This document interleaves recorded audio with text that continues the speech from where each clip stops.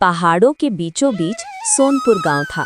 वहां ये गरीब किसान धनपत का परिवार रहता था और गांव के ठाकुर का धनपत पर कर्ज था।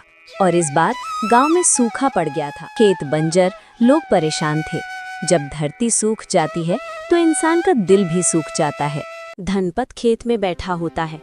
फिर धनपत सोचता है, हे भगवान, इस बार भी फसल नहीं हुई। अब मैं ठाकुर का कर्जा कैसे दूंगा?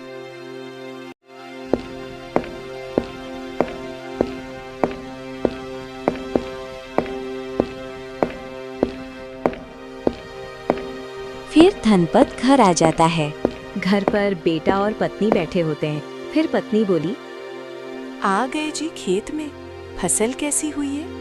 धनपत उदास होकर कहता है। सब सही है सुनीता।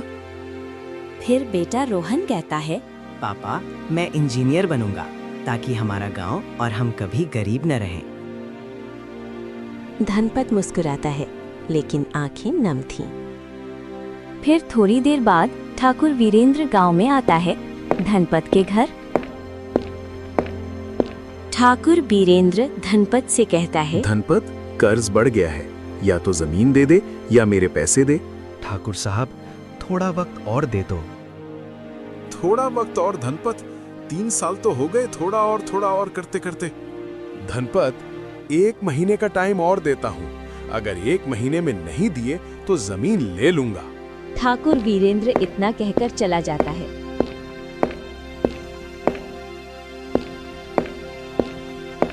और पत्नी सुनीता कहती है, हम कब तक ऐसे जिएंगे? रोहन की स्कूल फीस भी बाकी है। धनपत चुप। फिर बेटा रोहन कहता है, पापा, कल मैम ने मुझे डांटा था और कहा कि कल फीस नहीं लाए तो फिर स्कूल भी मत आना। पापा, हम इतने गरीब क्यों हैं? फिर धनपत उदास हो गया।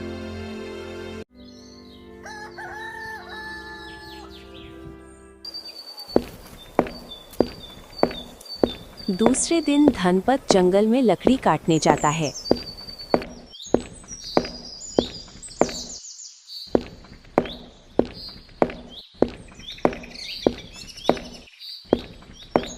चलते चलते उसका पैर एक बक्सा में लगा। उसने देखा जमीन में दबा एक पुराना बक्सा मिला। फिर धनपत बक्सा खोलता है। उसमें देखता है तो पुराने कागज और उसमें खजाने की गुफा का नक्शा मिला। पर धनपत इस बात से अनजान था कि ये खजाने की गुफा का नक्शा है। धनपत पढ़ा लिखा नहीं था।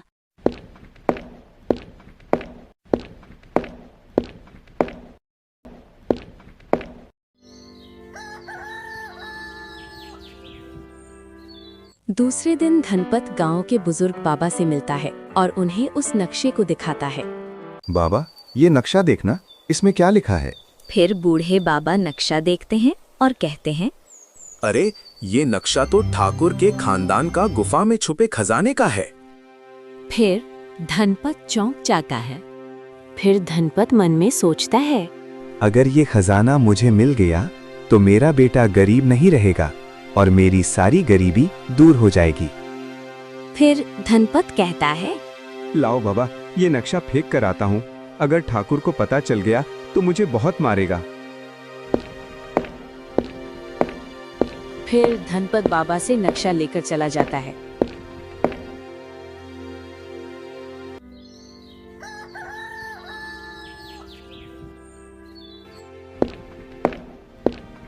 दूसरे दिन धनपत जंगल में जाता है और उस जगह पर जा खड़ा हो जाता है जहां सोने की खदान थी। फिर धनपत वहां खुदाई शुरू कर देता है।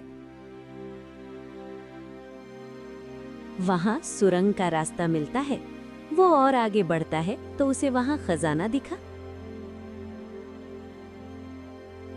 फिर धनपत खजाना लेकर घर चला जाता है। उसमें से धनपत कुछ सोना बेच देता है। फिर धनपत के घर में पैसा आने लगता है। सब सही चलने लगता है।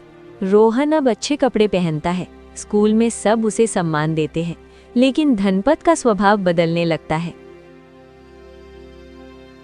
एक दिन धनपत की पत्नी धनपत से पूछती है, ये जी सुनो, मुझे कुछ बात पूछनी थी आपसे।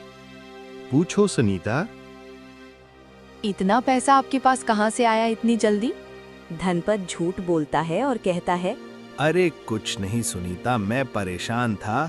रास्ते पे जा रहा था तो मुझे एक सेठ जी मिले, तो उन्होंने पूछा कैसे परेशान हो, तो मैंने अपनी सारी बात उन्हें बता दी, तो उन्होंने मुझे कुछ पैसे दिए।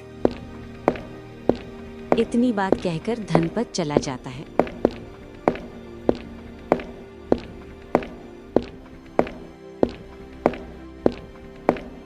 फिर ठाकुर वीरेंद्र को पता चलता है कि धनपत की आर्थिक स्थिति अच्छी हो गई, तो वो धनपत को अपने घर के लिए एक अपना आदमी भेजता है। रामू, धनपत के घर जाओ और कहो कि ठाकुर साहब बुला रहे हैं। जी मालिक साहब।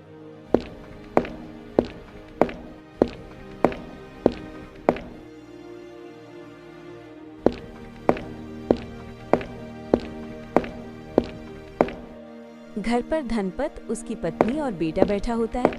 इतने में एक व्यक्ति आता है और कहता है, धनपत, तुम्हें ठाकुर साहब बुला रहे हैं। ठीक है रामू भैया, तुम चलो, मैं आता हूँ। फिर रामू चला जाता है।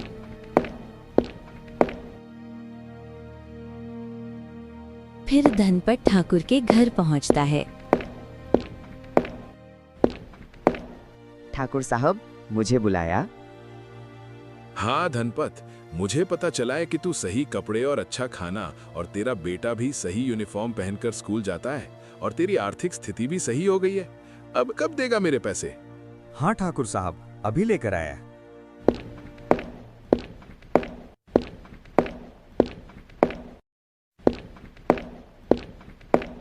फिर धनपत जाता है और बैग में पैसे लेकर आता है। लो ठाकुर साहब। फिर धनपत चला जाता है।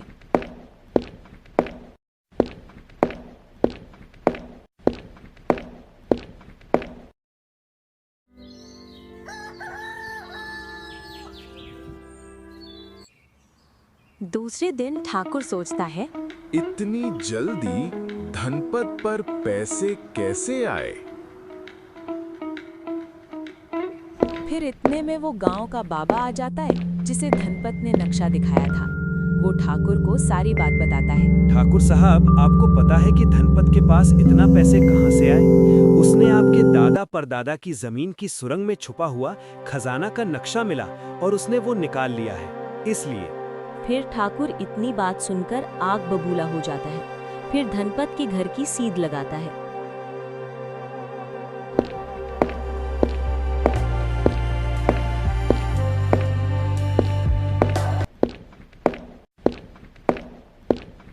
फिर ठाकुर धनपत के घर जाता है। घर पर धनपत अपनी पत्नी और बेटे के साथ बैठा होता है। इतने में ठाकुर आ जाता है और कहता है, अरे ठाकुर साहब, कैसे आना हुआ? ठाकुर गुस्से में कहता है, हमारे दादा परदादा का छुपा हुआ खजाने का जो नक्शा मिला है वो मुझे दे।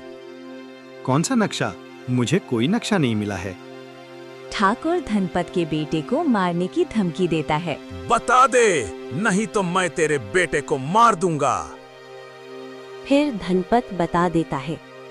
नहीं ठाकुर साहब, अभी लेकर आता हूँ। फिर धनपत अंदर जाता है और नक्शा लाकर दे देता है।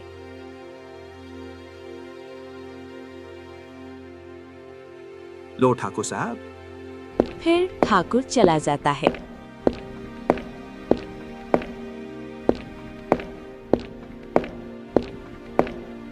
रोहन को पता चलता है कि पैसा चोरी से आ रहा था, तो वो कहता है, पापा ये गलत है। तो क्या हुआ? गरीब रहना सही था क्या?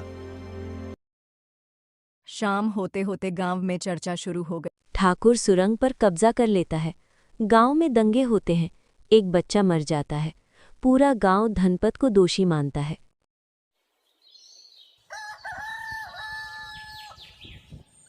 दूसरे दिन धनपत अपनी पत्नी से कहता है, मैंने अपने बेटे को अमीर बनाने के लिए पूरे गांव की बुराई ली। अब ये गांव वाले हमें रहने नहीं देंगे। चलो हम गांव छोड़ देते हैं।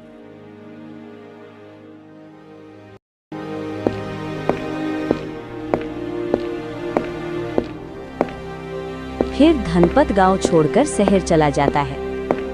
हेलो बच्चों, ये वीडियो आपको कैसी लगी? अगर आपको ये वीडियो सही लगी तो वीडियो को लाइक और चैनल सब्सक्राइब करें।